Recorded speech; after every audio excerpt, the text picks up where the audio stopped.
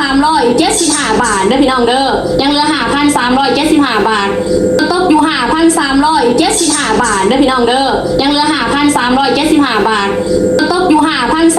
5,375 บาทเด้อพี่น้องเด้อยังเหลือ 5,375 บาทกินแซ่บจะกินตรงไหนเอาให้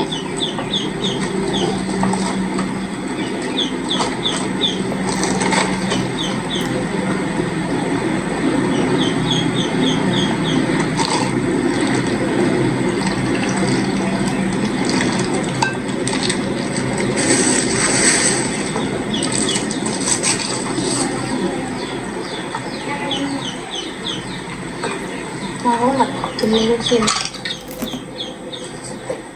แซ่บนะแซ่บอ่ะกินลูกอ่ะเดี๋ยวเมื่อแม่ซักมันหล่นๆมันแตกออกมา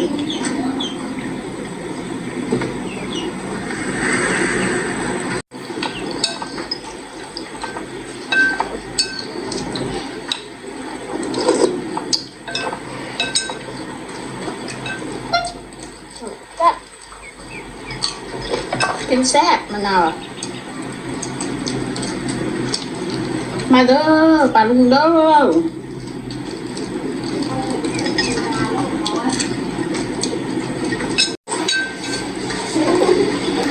ชี้เลยลูกจังจังชี้แต่มันน้ำมันเปื้อนนะกินน้ำก่อน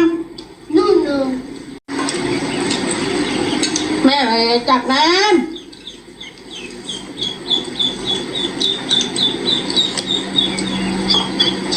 โอ้โหโยนเย้